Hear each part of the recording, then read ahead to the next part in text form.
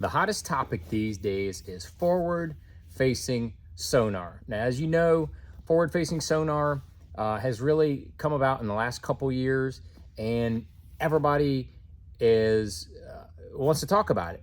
You know, either people are for it, they're against it. So we're gonna set the record straight. We're gonna talk about the history of electronics, both at the bow and the console of boats, and we're gonna talk about what's going on today and what the future of bass fishing is going to look like. So let's start off with where we are kind of today and what's going on with all the people in the bass fishing community. There are a lot of people they're really against forward-facing sonar for various reasons. There's not one particular reason, but let's go ahead and dispel a couple myths right off the bat. Number one, people like to say that forward-facing sonar is going to decimate fisheries and put too much pressure, and too many of the fish are going to be caught. Let me point to a couple things on that. Number one is that there is zero scientific evidence that shows that displaces that. And people are like, well, you know, my lake down here in so-and-so in Mississippi, 4 years ago, it was really good for crappie fishing, and now it's really tough. Well, let me just tell you, lakes go in cycles. Lakes go up in cycles, they go down in cycles for various reasons. The number one reason that happens is because of habitat and spawns. So when you have good shallow water habitat, whether it's crappie or bass or whatever, you're gonna have good spawns. When you have low water situations to where there's no shallow water cover, bass, crappie, whatever it is, you're going to have now walleye and some of these other current related fish are different deals, but bass and crappie and bluegill, they all spawn similarly, and they don't, LiveScope has never been proven, never been shown to make any difference there. So that's number one myth dispelled. It is more about shallow water cover, water levels, and things like that. Lakes have a lot of grass in it. You're going to have awesome spawns. You're going to have populations of your fish rising. Take away the grass, those populations decline. That's been proven in lakes all across the country, from Toledo Bend, Lake Fork to here in Virginia on the Potomac River. Those populations go in cycles. They have good years and things get better, and then they have bad years and things taper off. That's the biggest deal. It's really unrelated to LiveScope. I mean, you can't tell me that people on the Potomac River, a tidal fishery with a ton of grass in it, that place went to hell on a handcart a couple, 5 or 6 years ago because the grass got decimated, and they had really terrible spawns. And they had low water years where they had high salinity, which also affects the spawn. So they had all these other factors. It had nothing to do with LiveScope. I mean, now it's on an upswing. Potomac River fishing really good this year. Nothing to do with LiveScope. So let's just get that out of the way first. Number one is, and then number two, the other thing people say is, oh, well, forward-facing sonar has, it's hard to watch. I really don't, I watch it. I watch bass fishing. I watch all of it. I watch the Elite Series. I watch some of the MLF stuff. I want to see what buddies like Justin Lucas and some of those guys are doing over there. Just try to stay up on things. I don't get a chance to watch it as much as I'd probably like to, but I try to watch it, and I do. And if I get a chance, I watch it. And then if they're using their LiveScope forward-facing sonar, active target, whatever, I'm gonna watch it, and I'm gonna see how they're using it and how are they utilizing it.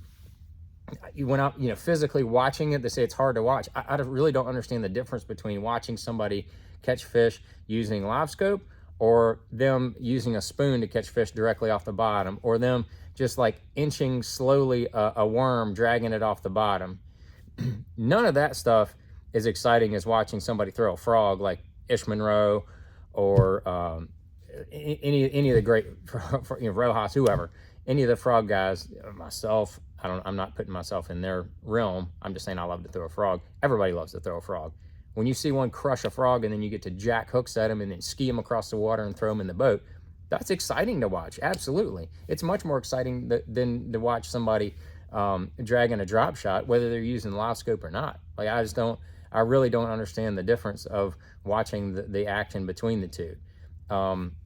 We go to more fisheries like, La Crosse, Wisconsin, you're going to see more frog fishing. You see more exciting coverage. You go to places like Thousand Islands, you're going to see more LiveScope stuff. That's just what it's going to be. And whether it's LiveScope or, people visually sight fishing, I think visually sight fishing for bass, whether they're bedding or just running around shallow, from a viewing standpoint, you're watching the same thing. Like, you can't see what the angler is seeing. If you could see what the angler was seeing, that would be unbelievable. That would be amazing, to be able to see these little shadows swimming around under the water through the polarized lenses. I mean, if there's a way we could see that, forget about it. That would be amazing. And if you can watch the angler at what they're seeing on their unit, and then being able to kind of see what they're doing, I think forward-facing sonar becomes really interesting to watch, because you're seeing how those anglers are interacting with the fish, with the cover, with their boat, turning the trolling motor, keeping their boat positioned. What's the wind doing? What's the current doing? All that kind of stuff. There's a lot of stuff going on there. It's not a video game. It's not a sedentary position where they're just playing a quote unquote video game. That ain't it. But to back up, people are talking about what's going on today, and how this forward-facing sonar is supposed to affect the fisheries. I can tell you right now, I've been fishing bass tournaments professionally, touring the country for over 20 years. There's a lot of guys that have been doing it as long as I have. Menendez and a bunch of the other guys, Clun, other guys, been fishing it for well over 20 years. Clun way longer than that, but in the last 20 years, there's been a lot of technology that has changed in bass fishing. The first one that changed was the GPS maps. We got the GPS maps on these units. That helped. But then on top of the GPS maps, we had these topo maps that were overlaid. First, they were using, they were kind of crude at first, and then LakeMaster came out and started doing all these crazy, super detailed maps. Navionics was doing it as well, worked with Lowrance. Now Lowrance has their own sea maps. Those are really good. Garmin's maps, I think they're using a combination of Navionics and something else. Those maps are really good. I don't care what unit you have, the topographic maps are fantastic. And they've been fantastic for at least the LakeMaster on lakes that they've done before. That's been over 10 years. Over 10 years ago, we were getting super high detailed maps on a lot of the major bodies of water that we fish. Kentucky Lake, Gunnersville, Toledo Bend, all these lakes that we populate and fish on a regular basis. There was super detailed map for over 10 years. So that was the first thing that really, in my opinion, the first and the absolute biggest thing that changed these bodies of water that we fished, is that now all of a sudden, a lot of these ledges and these little crooks and little ditches and indentions in these ledges that were miles offshore, especially on lakes like Pickwick, Wheeler, Gunnersville, Chickamauga, all these lakes where all this stuff was almost impossible to find. You had to spend days and days out there to find these little teeny tiny sweet spots. Now all of a sudden, you can see everything that looks like it should be a sweet spot on whatever unit you have these days. In the last 10 years, all those offshore places, there are essentially no secrets anymore. They have all been found, they have all been fished, and most of them on places like Pickwick, Gunnersville, any of those Tennessee River lakes, even a lot of the not Tennessee River lakes that do get fished a lot. I mean, your Bugs Island Lake here in Virginia, you got lakes in Oklahoma, Grand Lake, whatever. If it looks halfway decent, pretty much that dude gets fished on a daily basis, probably multiple times a day if it looks good on your map. If it's a real pronounced point, or it's something where channel swings up next to it, it gets crushed. Ever since these topo maps came out, those places get crushed on a daily basis. That, in my opinion, in my 20-some years, that has been the biggest difference in what technology has done to bass fisheries. Is those places that are obvious, those places that are honey holes, those places that are really good. those things have gotten crushed. So not long after the maps started getting good, we had side imaging. Everybody knows Humminbird came out with the side imaging first. Lowrance's has gotten really good. Now Garmin's has gotten really good. So I don't care which brand you're running of the major three, your side imaging is pretty damn good. I mean, so you can take your topo map, find something that looks obvious, and then take your side imaging, whichever one you're using, take your side imaging, go right over top, and you can see it plain as day. You can see exactly what it looks like. And that's nothing new. That side imaging came out 10 plus years ago. So we're talking about LiveScope being no. This side imaging stuff, everything that was halfway decent, it's already been found and already been fished. It's already been found and already been fished. So that was a huge deal, to where you can idle over places and even find grass points. Not even hard stuff, not even ledges. We're talking about going out on lakes like Toho, and you can see the visual grass, but then if you're finding clumps of grass offshore, you can use your side imaging, idle around, be like, oh my gosh, there's a big clump of grass out here 50 yards from the grass line. Boop, put a little waypoint on that. All of a sudden you're fishing grass out there that is isolated, it's probably loaded, and like these fish, they're getting found pretty much wherever they are. So, so first of all, you had the GPS, then you had the topo maps, then you had the side imaging come in and just basically show everybody where the cover is.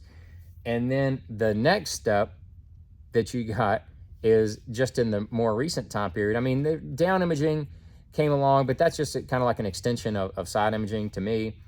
So before we even got to the live imaging, 360 came out. Humminbird came out, and they still have the lock on the market there. So Humminbird came out with the 360. And so what 360 was is basically a side imaging transducer that they made it a little tiny, teeny, tiny, and it spins around, and it draws you a snapshot of what's all the way around the boat, side imaging wise. They give you a snapshot of that basically every like 10 seconds. So every 5 to 10 seconds you can set the speed, whatever. That's why it's a variant. So every 5 to 10 seconds, you're getting a snapshot of what it looks like under the boat if you just took and your boat did a 360 with the side imaging. Freaking amazing. I mean, it's been amazing to be able to see that, utilize that. If you're fishing rock or you're fishing offshore structure, man, that is huge, because your boat's sitting there, and as your boat's sitting there, you realize you're like, oh, there's a rock pile that direction. So you just take your deep diving crankbait or your football jig or whatever and just bomb it that direction, and you're going to hit. And you can see even, oh, it's about 40 feet out. Oh, it's like 60 feet out, or it's 20 feet out. You can see exactly where that is. Then you can hit the cover that you want to hit. Again, nothing to do with live, and nobody's complained about 360. But to me, 360 is there are a lot of pro anglers that say 360 is as or more effective than live is for catching more fish. So, take that for what it's worth. I remember when 360 came out on those offshore tournaments, 360 was, those guys that had 360 absolutely had an advantage. Absolutely. So, I mean, once I went to basically being a free agent and just buying whatever electronics I want, 360 has been on my boat every year. So there's that factor. Then comes forward facing. When forward facing came out, they also had Garmin is the first one really that had the perspective view. The perspective view initially, in my opinion, was not very good, and it was not very.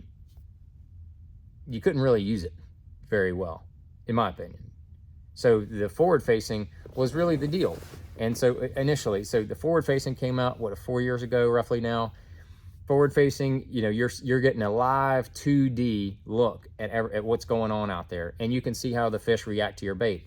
Maybe that's what people are all fired up about, because they've never actually seen how fish react to lures, and this has caused a lot of stink for whatever reason. Why people are so been out of shape about being able to see a live view of how the fish react to your bait. I'm still not comprehending that part, but I think it's been fascinating to me as a bass angler that's been fishing all my life, been fishing professionally for over 20 years. I'm learning things about the way bass react to lures that I've never learned in my life. And I think it's fascinating. There's a lot of fish that can be caught and are being caught now, and sometimes they're even bigger fish than you would catch any other way, that are suspended out in the middle that you essentially would have no other way to catch efficiently than using forward-facing sonar.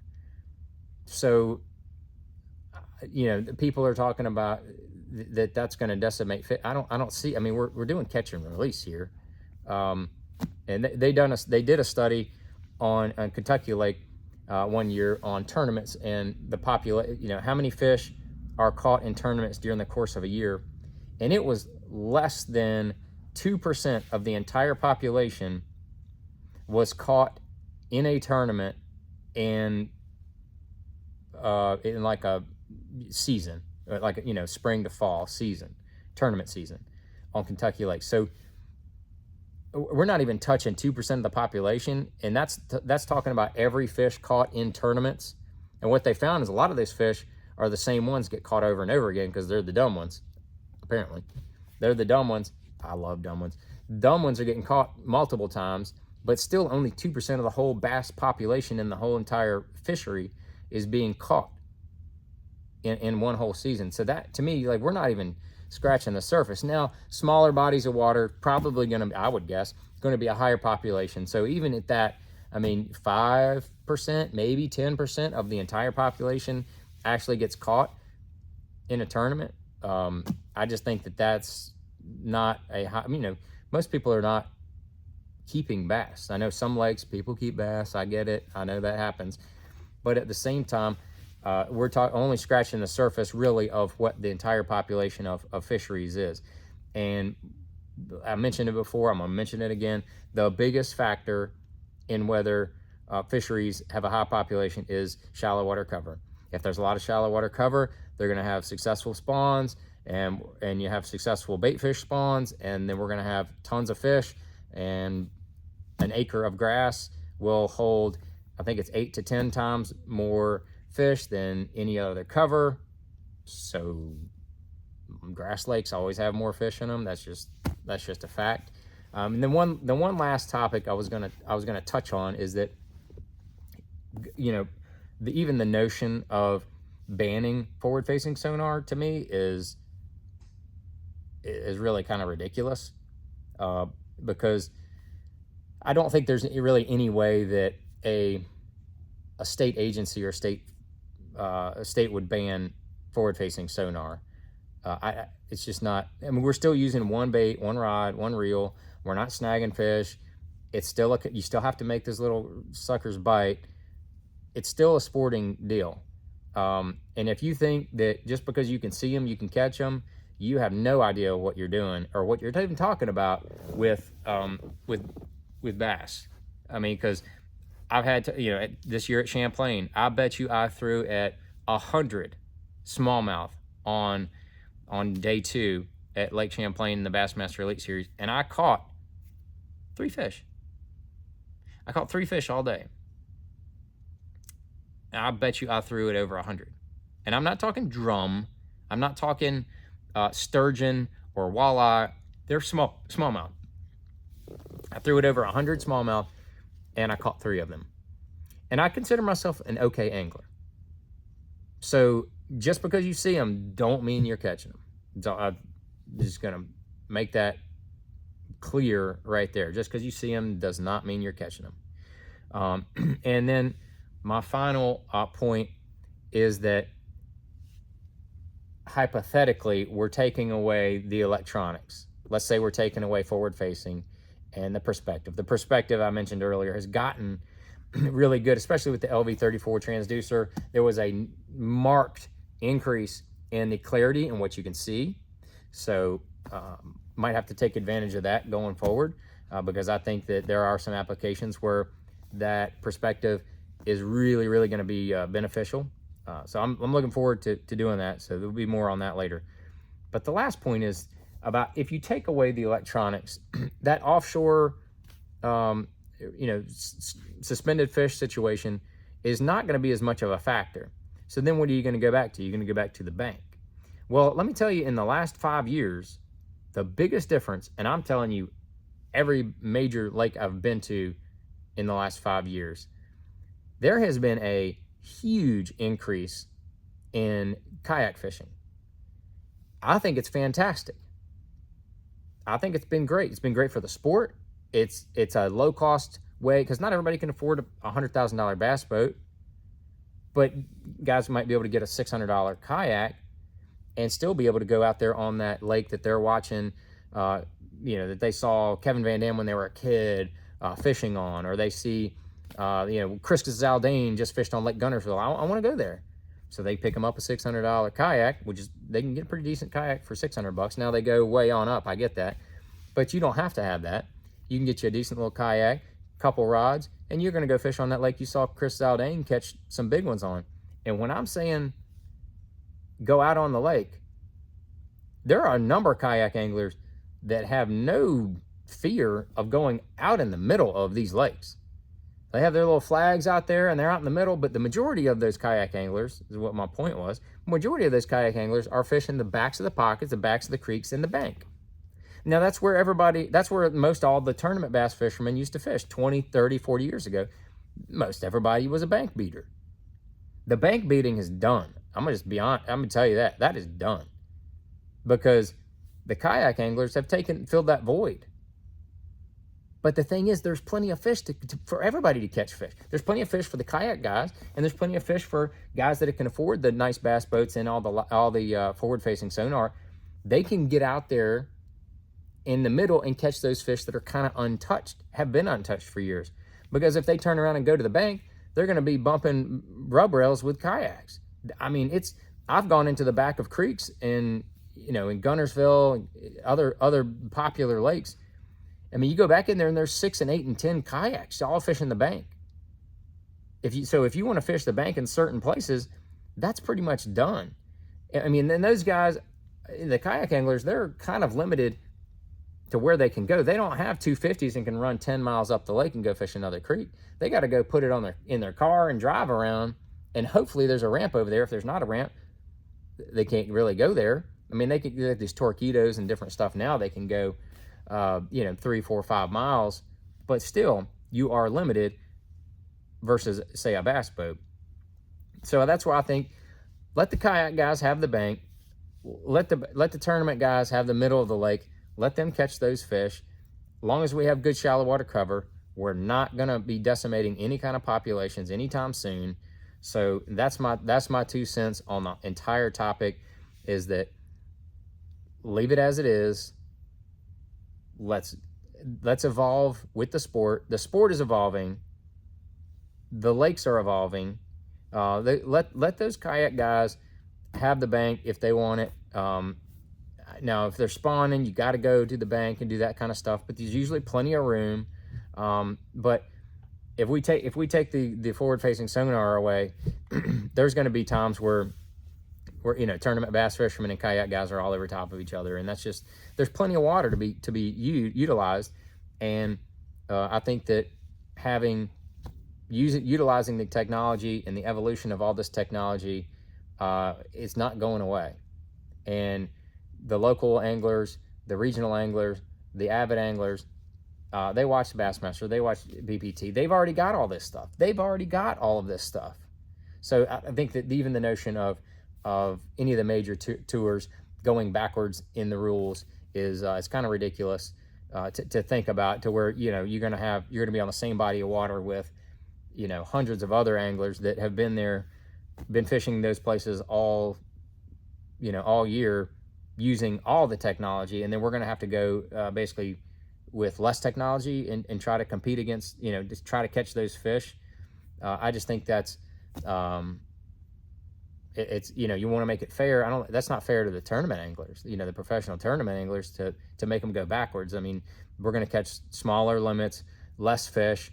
It's going to be more of a grind, more of a struggle. I just think that whole notion is kind of crazy to go backwards. No other sport, no other technology, the things go backwards. Things evolve. You tweak the rules. I get that as things come out, but we've done that with the no info rule. We've tried to make that as even as possible. Bassmaster is trying to make sure that rule is written exactly perfect. They're working on that. They tweak the rules every year to try to make sure that they're keeping the playing field even, and they're able to keep the technology fair. But if I want to go buy 17 transducers, there's nothing prohibiting me other than money from doing that. I mean, daggone, this boat's 120. We decked out like it is $120,000 boat. So you're like, oh well, I've got to spend that extra money. The boat's already $120,000. Come on, people. On the pro level, it doesn't. The same result's going to happen whether it's one transducer or 7. I don't think there's any advantage to having 3, 4, 5 transducers versus 1 or 2. I don't think there's any advantage from a technology standpoint. So, limiting it is essentially useless to me. It's just more stuff to try to regulate, and I just don't see the point. So anyway, let's just enjoy bass fishing. Let it evolve. Let's have fun. Let's enjoy this technology. People that have fished for 20 and 30 years, like myself, I'm kind of enjoying the LiveScope situation because it's making fishing new again for me, and learn. I'm having to learn every time I'm on the water because of this. I always try to do this, but I feel like I've learned so much more in the last few years. It's really, really fun, in my opinion. It's just keeping it all new. So let's all be positive about the evolution of electronics and what's going on with bass fishing. And if you have any questions or comments, you're going to drop it down there. I know we're going to hear it on this one. But let's have fun. Let's keep it positive. I appreciate everybody watching, and let's have fun this coming year and every year forward. And let's see where this technology takes us, and let's have fun with it.